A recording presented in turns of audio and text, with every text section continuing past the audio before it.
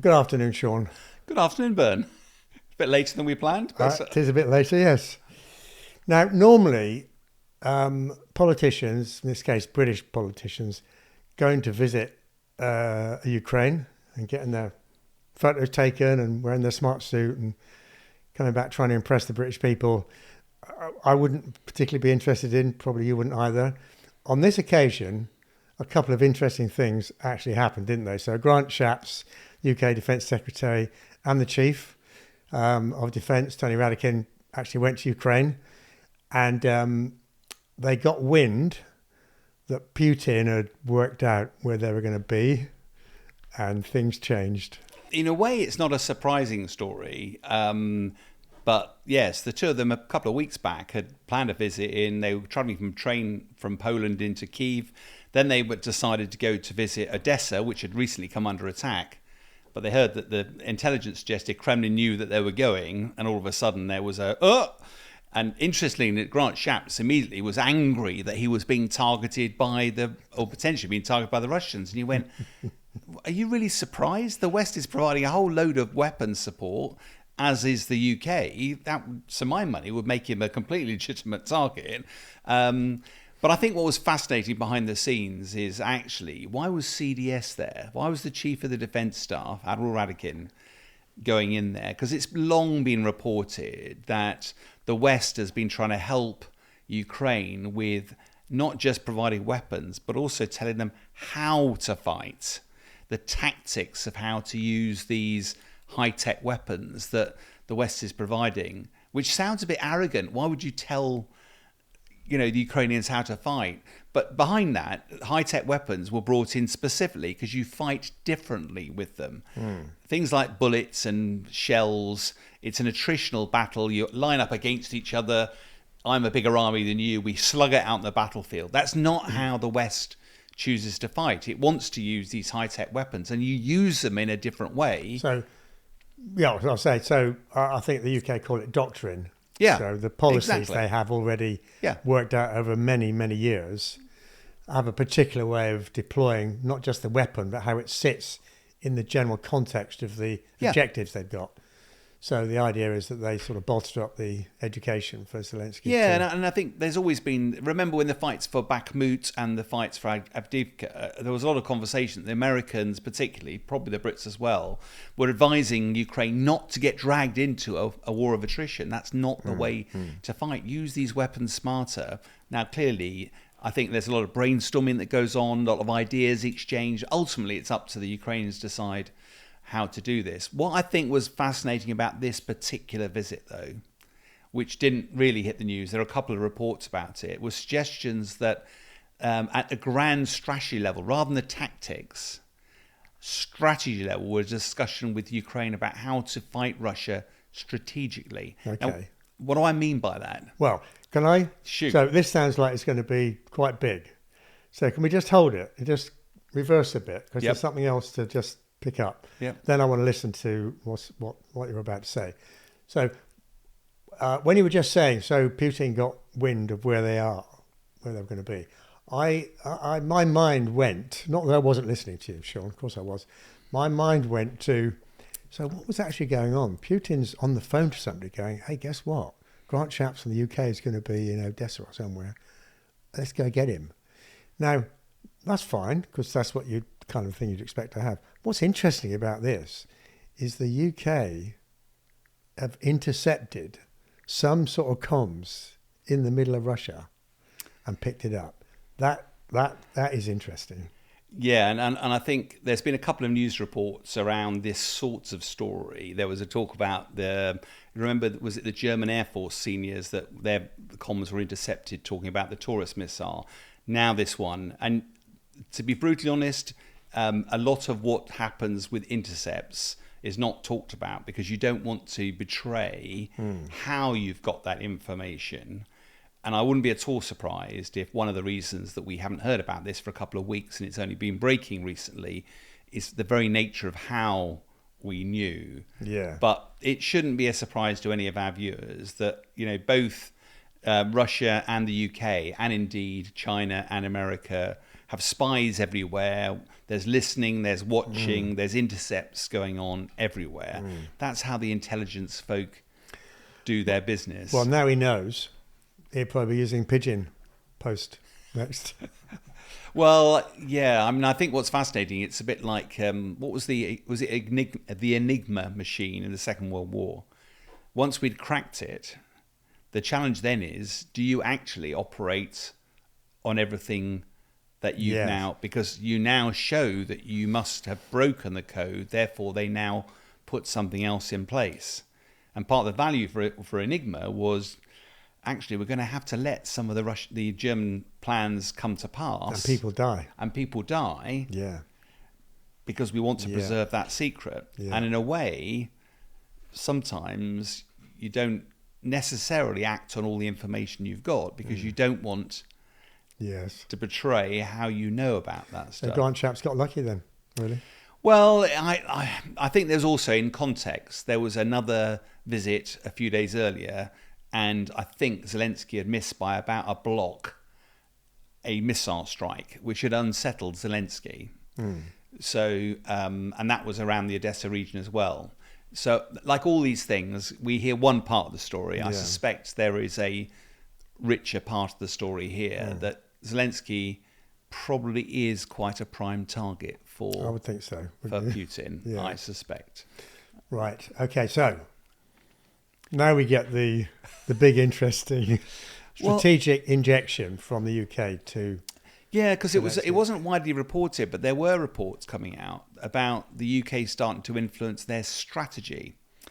Now, the difference between tactics is you're going to drive up that hill, or you're going to flank it, or you're going to, that's an individual battle. Strategy is looking at the whole of Ukraine. What are we going to do in this part of the Ukraine? What are we going to do here?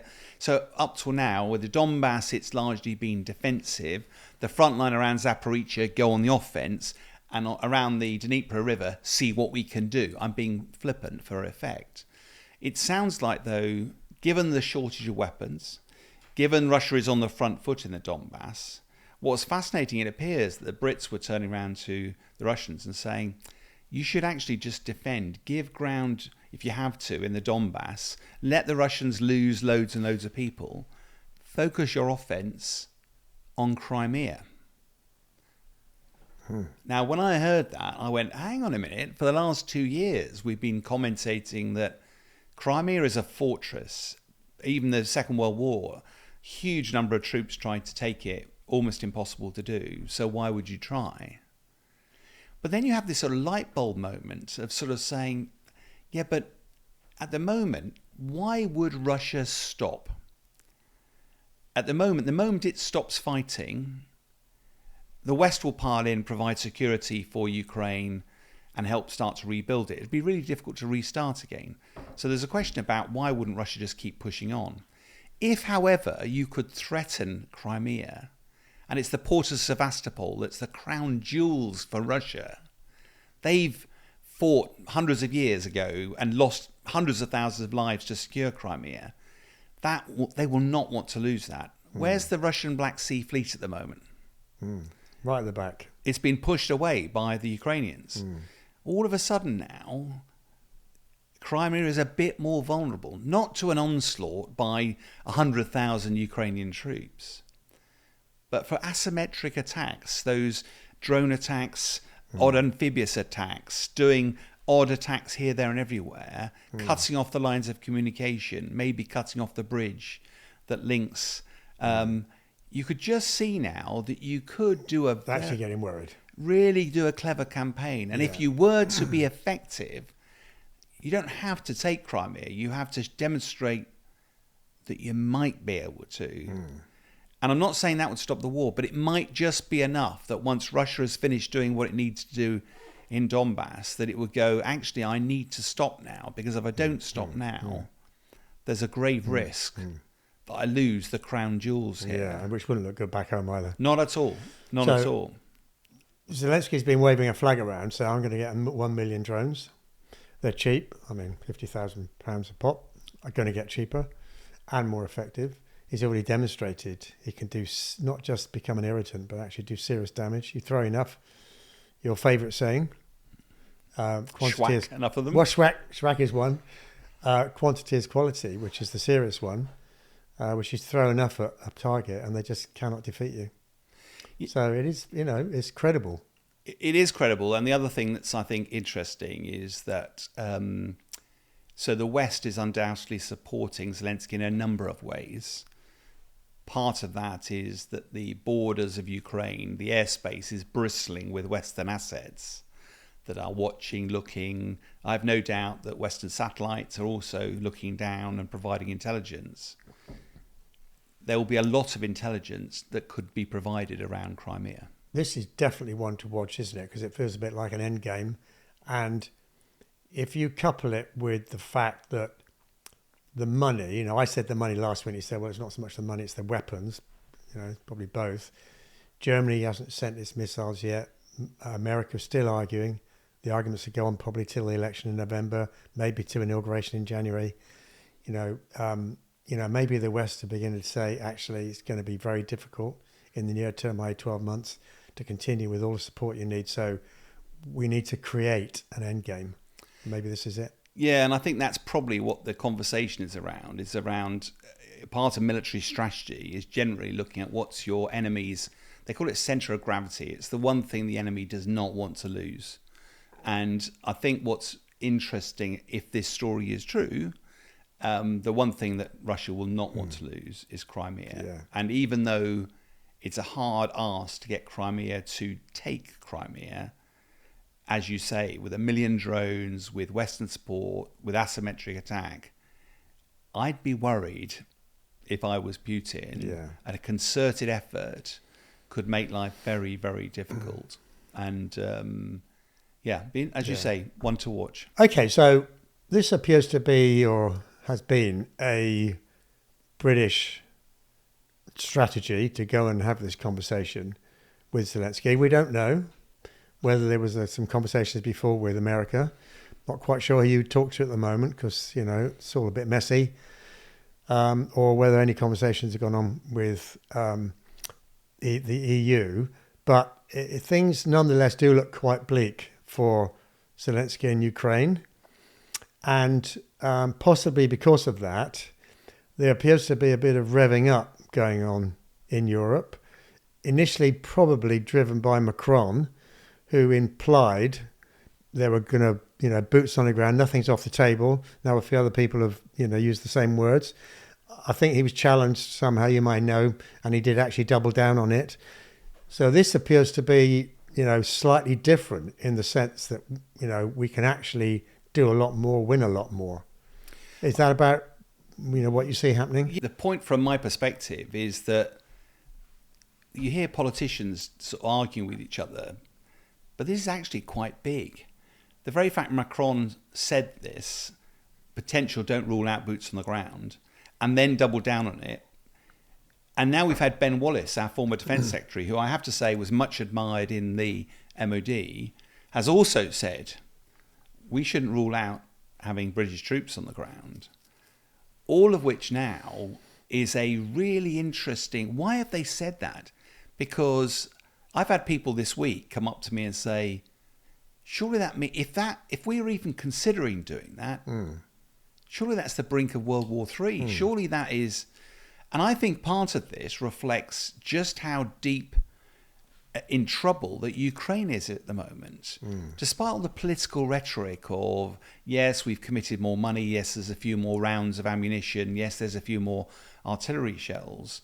The US seems to have blocked any aid. There's a talk about potentially it being gifted rather than gifted, which is what's blocked, is loaned with a 0% interest around it. And that would have a different release sequence from America. Now, quite exactly how Ukraine would ever pay for it is another matter. But that might unlock that military aid. But even so, Ukraine, it's difficult to see how they get the volume of weapons that's required. And I think part of what we're seeing as this plays out is some of our European countries, particularly those that are closer to Ukraine, are going... If Russia sees an opportunity and doesn't just consolidate where it is now, but actually takes the whole of Ukraine. And I don't want to be sensationalist, but if I was in Putin now, I've just won a new mandate. I've got a new mandate for the next 6 years, and I see weakness in the West. Why would I not just keep grinding away? And if the Western leaders are starting to see that now, are going, what are we going to do about that? Poland has bolstered its defence spending to 3.5%. But actually, one of the things that can be done is putting boots on the ground. One of the things we talked the other week as a no-fly zone. Are there other ways in which we could bolster Ukraine's chances? And our fate as just, everyday people rests on these decisions, or the implied decisions that these people might take, and things can spiral out of control very quickly. I mean, I'm young enough to have been around in the 60s when there was a serious threat of atomic war between America and Russia. And I remember being drilled on hiding under desks or in a cupboard. I remember being in the playground and literally looking in the sky to wait for the planes that were going to come over and drop bombs on us. It was that bad. I still remember it. And, it was a few years ago. I mean, it wouldn't take me much to feel the same if these sort of conversations continued. No, I agree. But I think we've also got to... so you and I were around during the Cold War when this was much more omnipresent. Putin's been very effective at threatening a nuclear war. But actually, a nuclear war should only actually be... even his rhetoric only triggered if Russia itself is threatened. So actually putting troops on the ground to help defend a nation which Putin is invading, in my book, actually doesn't mean that you're picking a fight with France. You are still trying to invade a country, and you are going to the aid of somebody who's in trouble. We are providing weapons. Remember all the furore about anti-tank weapons, or we don't get involved. Then we provided tanks. Oh, that's an escalation. Don't want to get involved. Then we provided long-range missiles. And although Germany's still prevaricating about providing the Taurus long-range weapon, we're running out of weapons. So what do you do? Is it just rhetoric? We're still seeing Western leaders say, we'll do everything we can to help. But what? What materially is going to help? And I think it's that Putin is always going to be rattling the saber about the nuclear weapon. But is Europe prepared to watch Russia keep moving through Ukraine and then potentially threaten other European countries? And we're not talking about it much in this country. And yet, because the political leaders are still saying, we're still with you, we're still with you. That rhetoric talk is cheap. We've got to come up with some other... And I think that's where this whole offer... And I think the other bit that I found fascinating, remember the Trump debate we had the other day about Trump potentially pulling the US out of NATO? He's qualified a bit that this week.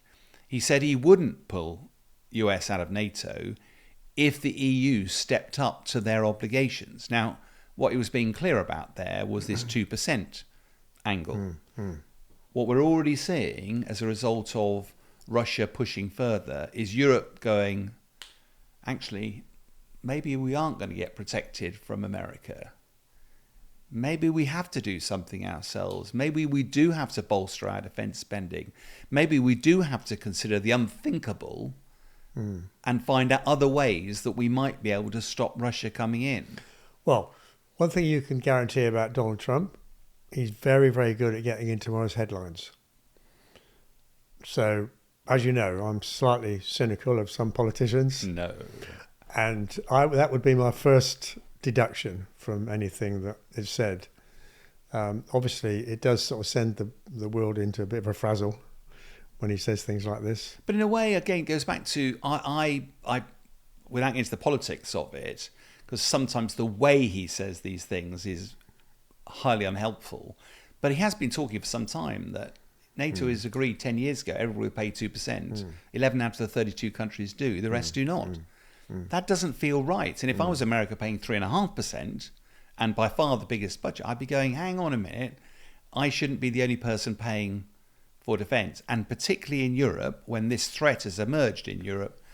So I think there's some really high stakes stuff going on in the margins here. What I'm a little bit sceptical, because of my age, grey hair, like you, I've lived through a Cold War. I don't have grey hair. Oh, you've got a bit of grey hair. Oh, yes. Because this rhetoric, the nuclear rhetoric, Putin is threatening it. I don't think we're on the cusp of nuclear war. And it's not just me thinking that. I agree. That's a prevailing view. Okay. And watching Putin threatening that to stop the West stepping in and stopping Russia moving forward, I think it's having a really interesting effect on Western leaders. Sean, we raised a topic a few episodes ago, which, and this doesn't contradict the seriousness of this situation, but actually brought out the child in me because I found it very fascinating. And they're called glide bombs. And I gather glide bombs are being used or about to be used in the war between Russia and Ukraine. What is a glide bomb? Yeah, what's been fascinating is that this goes back to the Russian Air Force hasn't actually been that active in supporting its troops on the ground. But over the fight for Avdiivka and now more recently, the Russian Air Force has got much more involved. Now, to do that, though, it's close air support. You're operating and throwing bombs quite close to your own people, so you need to have the aircraft quite close to the battlefield to make sure you can differentiate between where your guys are, where the enemy are. As soon as they've done that, Ukraine has shot down loads of the Russian aircraft. So they've been forced to operate further away from the front line. Now, one of the ways they've decided to solve that is use these glide bombs in big numbers.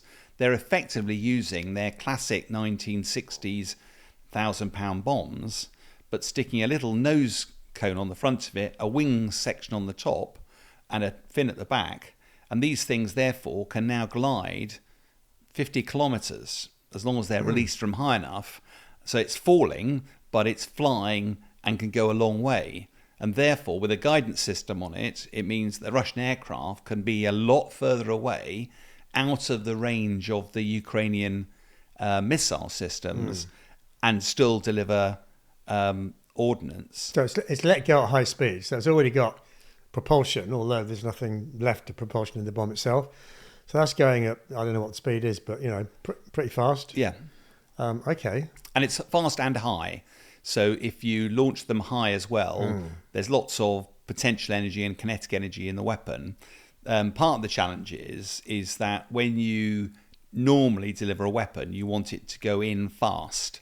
So when the West delivers precision-guided munitions, they're the same idea, but rather than gliding, in other words, going a long way, they literally follow a parabolic sort of arc. But they can adjust. To some extent. So they hit the target, but they generally go in quite fast then. So you get a kinetic effect of this big lump of explosive going into the building, and then it explodes. The glide weapons will go in quite slow. So you typically be able to see them coming in because they'll probably only be doing a couple 100 miles an hour. They've sort of run out of They've run out of energy because the only way to get them to go that far... They're precise? Well, according to the Russians, they're very precise. According to the feedback from the battlefields, they're not that precise. But the big thing that's happened, I think, of recently is Russia's massively ramped up the production of these kits to put on top of them.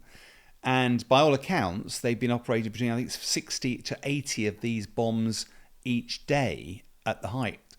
And they were originally, I think they're called Fab 500s, were the old bombs they used, which was about a 500 kilogram bomb. But by the time you actually took apart, it was about a 250 kilogram, about a 500 pound explosive, which we operate that size of bomb. And then they're effective, but they're not big. What the Russians have brought in is this Fab 1500, 3 times the size. And that apparently is causing carnage on the front line because with a 500-pound bomb, if it falls near you, it's going to give you a bit of a blast. But if you've got any sort of cover, you'll probably be all right. If you put a 1,500-pound weapon in, and it's causing a huge amount of problem on the front line for the Ukrainians. Any accidents so far? I mean, it's missed its intended target and hit something else. Yeah, there have. I mean, there've been a couple at. You remember that's it's called Belgorod, which is that sort of Russian border town. They've had 2 of these, which they believe are these 2 glide bombs, go off in the middle of Belgorod. Now, whether they've been inadvertently released or whether the flight system's gone wrong, because it's not a particularly high-tech flight system. I think for me, what's interesting about that is if Russians have admitted that 2 have gone in to Belgorod, how many have actually gone wrong? Because they're not owning up to. Well, because if they go off in a city, it's quite difficult to ignore. But there's loads of countryside around. If something goes off in the countryside, you just blame it on an artillery shell from across the other side. Yeah. So, what's the defence? I mean, how do you take them out? They're quite difficult because these the Soviet bombs have got quite a good casing on them. People have tried firing bullets at them, stuff like that. They're not that expensive, so it's difficult to fire missiles at them because you run out of missiles pretty quickly. The best defence is to shoot the aircraft down because you've got a very expensive aircraft with a very expensive pilot on board, and therefore that's the answer. And that's one of the reasons why up till now, the Ukrainians seem to be quite clever at using the Patriot missile system, moving it forward to the front line, shooting a few aircraft down, taking the missile system away. Because these Russian aircraft are now operating further away, that's a lot more difficult to do, because the way you shoot down Russian aircraft is you have to see them first. So you need to put the radar on. With your eyes? Well, no, but the radar needs to see them. Oh, okay. And as soon as you turn a radar on, the aircraft knows that you're looking at it, and the satellites can work out where the radar is. So it's a bit of a game of cat and mouse. Yeah. So let's assume the Patriot system's been moved forward, or one of the Ukrainian surface-to-air missile systems has been moved forward. The further back the Russian aircraft are, the longer it takes for you to find it, track it, and fire a missile at it. In the meantime, the longer you're exposed to potentially Russia having a go at you. So we put planes in the air, but maybe not. Well, that's where this F-16 argument came out. There was, once again, it's another example. And I think why we're seeing this is because although Russia is fighting Ukraine on a number of fronts, the Donbass across to the east of Ukraine is relatively close to Russia's airspace. So these Russian military jets can hide in Russian airspace, throw their bombs across, potentially just pop across into Ukraine airspace, turn around and run away again. And that means they're relatively difficult to strike. And this would be where, if the West was to give F-16s to Ukraine, this would be where they'd be most useful, because the long-range missiles that the West would also provide, Ukrainian F-16 radar would pick up the Russian aircraft, would light them up, in other words, turn their tracking radar on. The Russian aircraft would know that they were being tracked. And trust me, that's a big dissuader from getting anywhere closer. That gives you a distraction. So it would have a huge impact. Unfortunately, I don't think it's something we're going to see anytime soon. So a fairly basic weapon, currently creating havoc. And it's a very sustainable weapon. These kits, that literally, these flying kits that go on top, apparently are very easy to produce. The Russians have got literally hundreds of thousands of these bombs.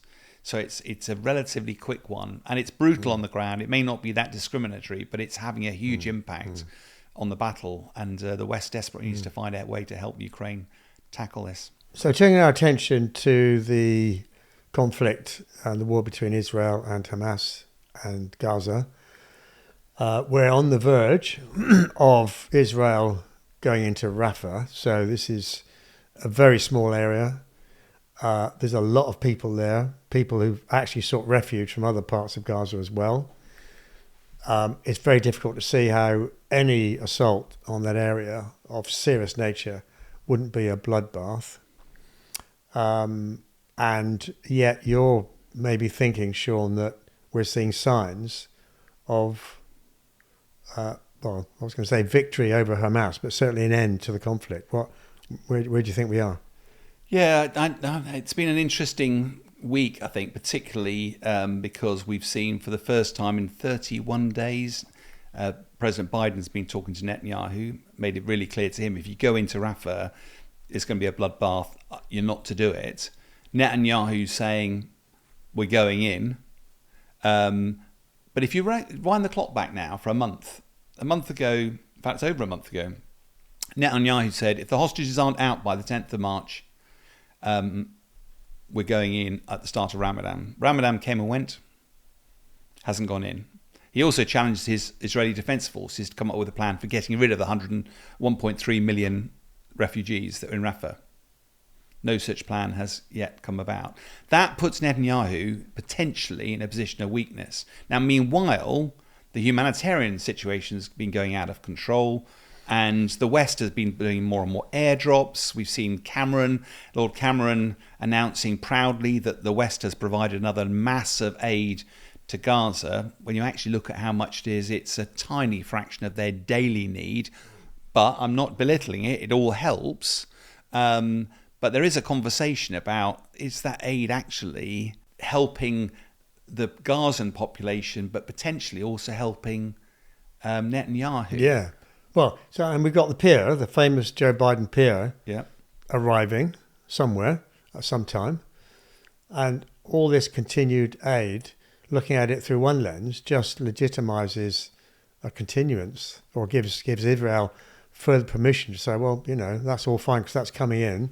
So we're going to carry on doing what we're doing over here. Well, it does reduce the distraction and also potentially, as a military guy, the only way to get the aid in and the volume required is either that pontoon, but that would be weeks away, or open up the land crossings. Now, Israel, for whatever reason, has not enabled that flow of aid through. There's plenty of aid, it just hasn't got through.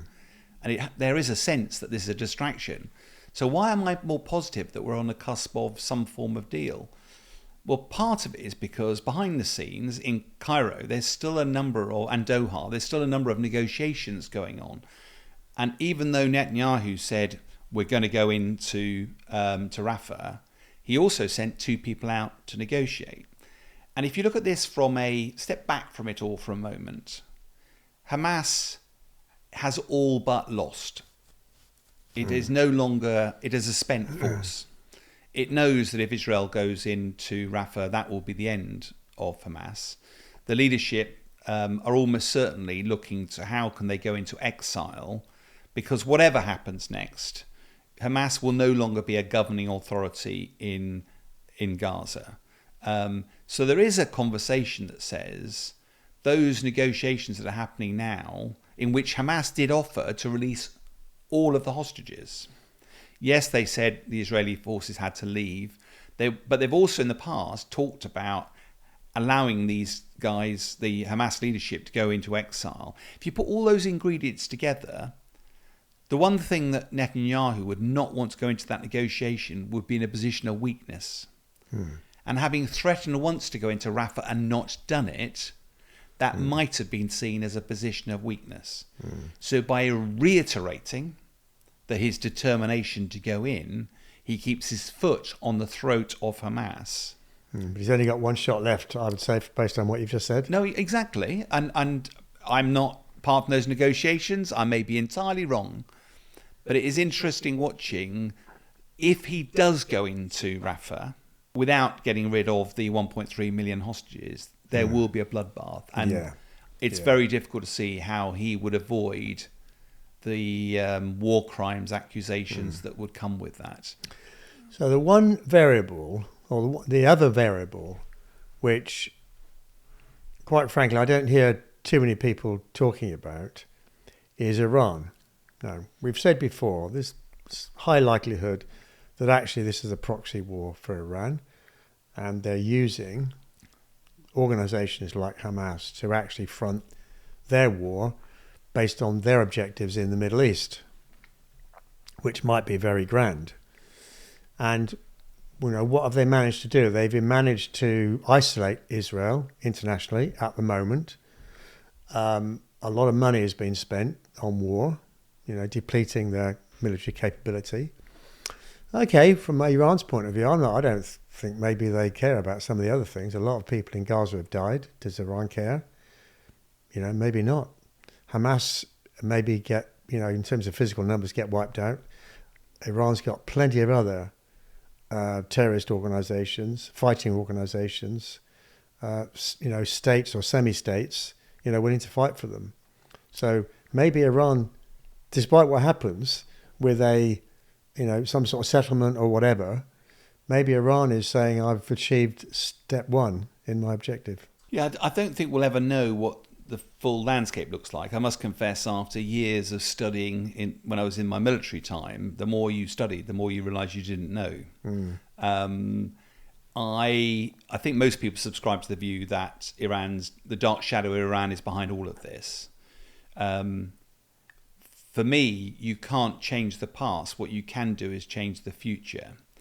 And part of the challenge for the international community is saying that whatever's happened, how do you avoid that happening again?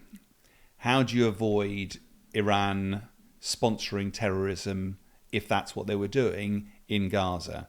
How do you create a peaceful situation where two nations can coexist, where Palestinians, their right to security, their right to prosperity, their right to hope is also respected, as well as Israel's right to safety, security, hope, prosperity. And goodness knows how that's to be solved, but I'm confident that will not be solved by Israel and the Palestinians sitting down. That will have to be the global community.